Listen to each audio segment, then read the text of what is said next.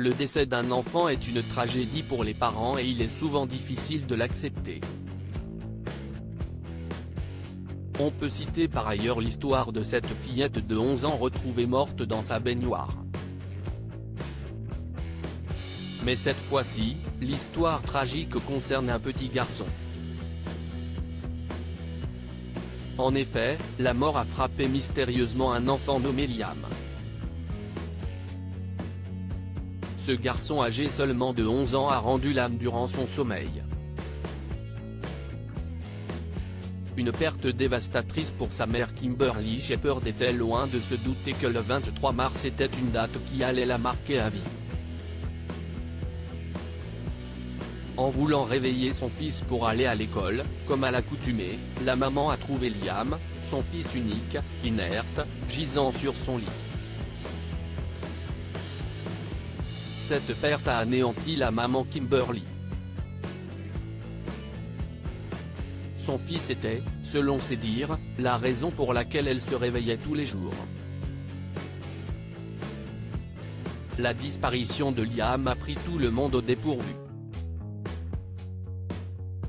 La raison de sa mort est restée inconnue, et personne ne s'attendait à perdre un enfant aimant et affectueux si tôt. Les habitants de Weston-super-Mare, dévastés par la nouvelle, se sont rassemblés pour rendre hommage à ce petit ange parti trop tôt. Ils ont de ce fait orné la ville de rubans et de badges dorés pour honorer sa mémoire. Mais pour la maman, la vie n'a dorénavant plus aucun sens. Elle a d'ailleurs confié aux médias locaux, Somerset Live, que Liam était l'amour de sa vie et son âme sœur, en ajoutant qu'elle ne sait pas comment elle va affronter la vie sans son fils. Des gestes de solidarité pour rendre hommage à Liam suite à la mort de Liam. Ashcombe Primary, l'école primaire dans laquelle étudiait le petit garçon, a partagé un lien dans le site GoFundMe pour rassembler des fonds. L'objectif étant d'aider la maman à organiser les funérailles de Liam, mais également à verser de l'argent à une association créée au nom du petit garçon. La collecte a permis de rassembler une somme de plus de 21 000 € alors que l'objectif n'était que de 5 836 €. Un garçon particulier. Liam était un garçon aimé et chéri par tous. Kimberly a d'ailleurs décrit son fils comme étant attentionné et prévenant.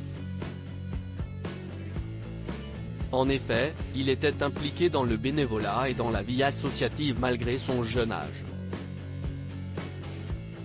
Durant l'année qui précède son décès, il avait participé à un marathon qui a duré une semaine pour soutenir la Société nationale pour la prévention de la cruauté envers les enfants, la NSPCC. Il a également organisé une tombola pour récolter des fonds pour Winston's Wish, une association caritative pour les enfants en deuil. L'empathie et la bienveillance de Liam l'ont également poussé, à maintes reprises, à acheter de la nourriture et à la distribuer aux personnes vulnérables. Liam avait également des petites attentions envers les gens. Il avait par exemple préparé des gâteaux pour l'organisation National Health Service, pour ses professeurs, et même pour les policiers. D'ailleurs, son rêve était de devenir policier plus tard afin d'apporter son aide aux gens. Pour la maman, la douleur de cette séparation subite est insoutenable. Le temps pansera certes ses blessures, mais le souvenir de son fils demeurera avec elle. Le deuil, un processus en plusieurs étapes. Le deuil est un processus psychologique que vit la personne après le décès d'un proche. Il est constitué de plusieurs étapes qui permettent à la personne endeuillée de se reconstruire. La durée du deuil varie d'une personne à une autre. En effet, si des personnes arrivent à passer facilement outre cette épreuve douloureuse, d'autres personnes ont du mal à accepter la séparation, et se retrouvent ainsi incapables de faire leur deuil. Selon Passeport Santé, le processus de deuil se compose de 6 étapes. Le déni: après la mort d'une personne chère, on entre dans un état second, qui est un état de choc. Sidéré, on a du mal à croire qu'on vient de perdre un proche. La colère: dans ce moment de colère, il arrive qu'on fasse des reproches autour de nous et de faire porter aux autres, et parfois à nous-mêmes, la responsabilité de cette perte. Le marchandage: on essaie de changer ce qui s'est passé, en voulant revenir en arrière ou en espérant que si on fait certaines choses, la personne va revenir. La tristesse: dans cette phase, on peut manifester notre tristesse par des pleurs, mais aussi par des angoisses et des peurs, la peur de ce qui va se passer ensuite, de l'avenir sans cette personne, etc.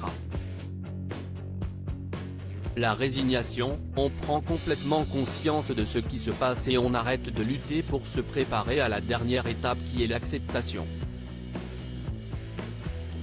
L'acceptation: on accepte l'événement douloureux comme une partie de notre histoire et c'est ainsi qu'on arrive à se projeter dans le futur.